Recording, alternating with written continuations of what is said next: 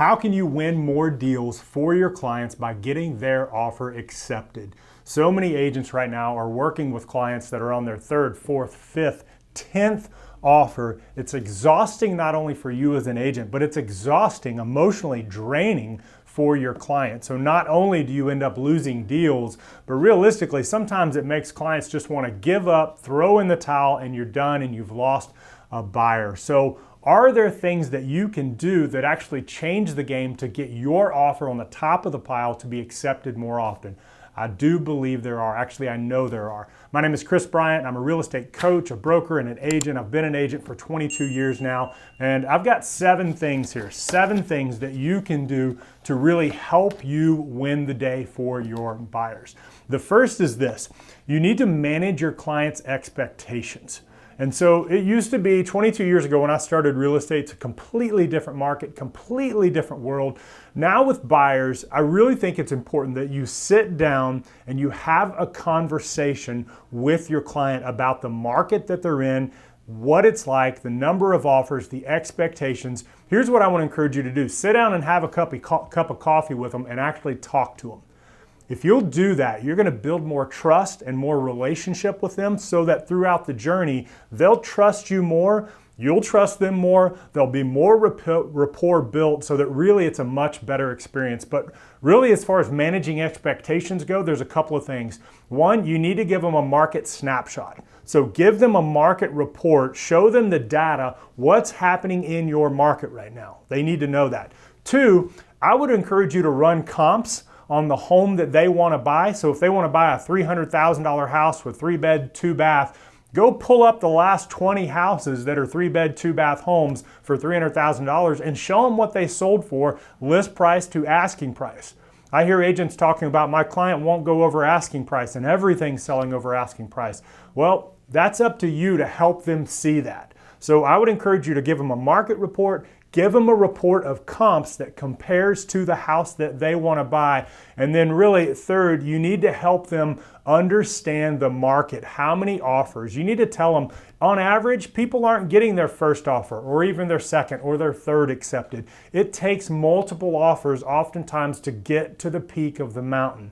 But if you'll help set it up like, hey, here's the journey we're about to go on, here's the conditions and the climate that we're in, and you'll help manage those expectations, you'll build trust and relationship with them. They'll have a much better experience and they'll probably make much better offers. That's number 1. Number 2, you need to set the emotional tone throughout the search. If you are frantic and if you're crazy because the market's a little crazy throughout the search process and you text them, hey, we got to get there now or everything's going to die. If you set that tone, they're going to follow that tone. And so as you search for them, remember, think of it like you're going up a 25,000 foot mountain.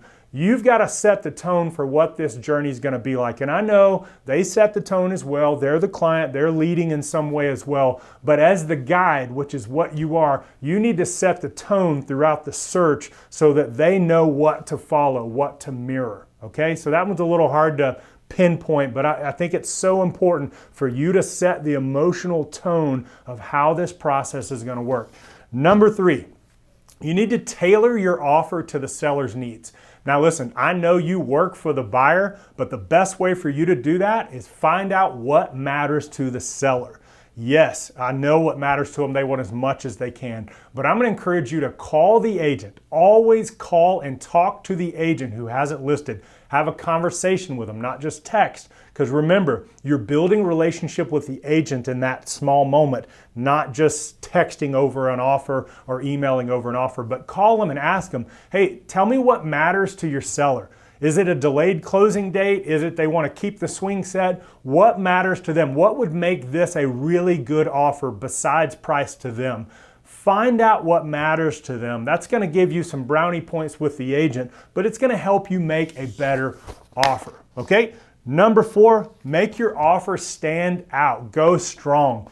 If you haven't been doing this already, escalation clause, covering appraisal gaps, those are important things. But I would also say to increase your earnest money size. It shows in your offer that you're more earnest. And then really, I think a no-brainer to me, and I know there's some challenges with this, but I would offer back rent-free living to the seller. Hey, tell you what, if you take this offer, I'm going to let you live there for a month for free. You know, a buyer's mortgage payment doesn't typically come for a minimum of 30 days, but usually 45 to 60 days out. And so this can often be a strategy that doesn't really feel like it costs your buyer much, and it really can help the seller. So you're not only asking what you can do to make the offer fit their need, but you're just looking at all the possible terms you have, as little as contingencies as possible and as many extras, as many helps as possible. So go in hot, go in strong on your offer. That's number 4. Number 5, I think this is really important. Be the best flipping agent there is to work with. Okay, so if a selling agent, the listing agent, if they have 10 different agents that they're talking to, they've got 10 different offers that they're messing with, how are you going to stand out in that agent's mind?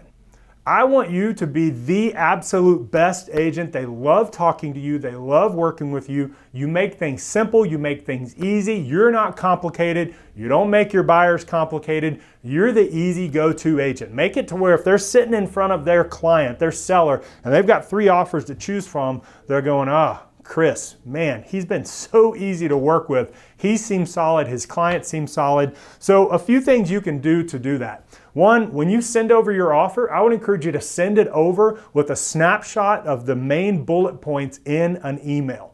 So they're looking at 10 different offers. Make it easy for them to see what your offer is.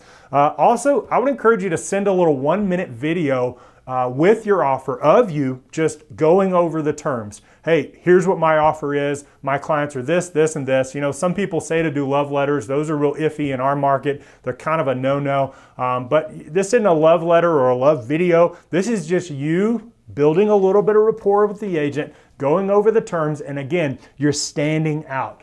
Be the absolute best agent they could possibly work with. Get back to them quickly. Meet them where they are. Don't be surprised when they act like they're representing the seller, because they are. You be aggressively delightful to work with. All right? Number 6, give your client the last word. Man, this is so important. This will change the experience for your buyer. So here's the deal. You submit an offer. There's 6 other offers on the table.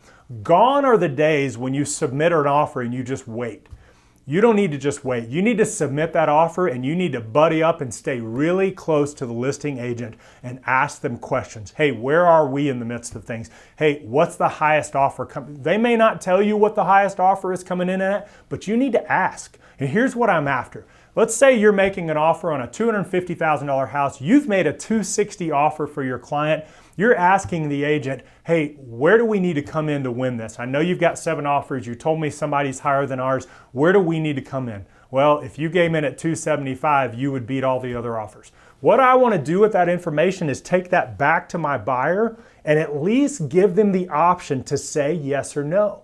So here's the problem. So many buyers right now, they put in an offer above asking price and they say, well, mow your yard and keep your kids for free for the rest of our life. They do all these things and they still don't go to get it, and they're left scratching their head like, what the heck happened? That is not good for the process. You want your buyers to feel like they're in the driver's seat as best as possible, and they have a little bit of control and a little bit of say. So what you need to do is, and you can't always do this, but as best as possible, make it to where if they don't win the house, it was their choice. They were told, hey, you're going to have to do $275,000 and waive inspections. Make it to where they can look at it and go, no, I'm not willing to do that. If you'll do that, you'll have much happier buyers who are much more willing to move on to the next deal because they were in control of that. It didn't make them feel like something blew up and they just didn't know what happened. That is not good. All right. So give your client the last word by staying close to the agent, knowing where the offers are at, asking the other agent, what do we need to do to win the deal? All right. And then 7th and finally, if you don't win the deal, be empathetic, very empathetic with your client. Listen, this is an emotional roller coaster for buyers. You need to let them feel that. You need to be an encouragement, a good voice in their world, but as much as possible, be empathetic, but then turn their eyes back towards the peak of the mountain, if you will. Remember, this is a marathon. This is not a sprint. It's really more of a marathon in today's market. So if they miss the one they want, you want to put their eyes back on the peak and say, that's where we're going. We will find you a house. I will find you a house. I'm sorry that happened. So be empathetic, but then turn their gaze back towards the journey at hand and where you're going. All right, I hope that helps you win more deals for your buyer. If you have any questions, please reach out. Glad to help you in any way I can.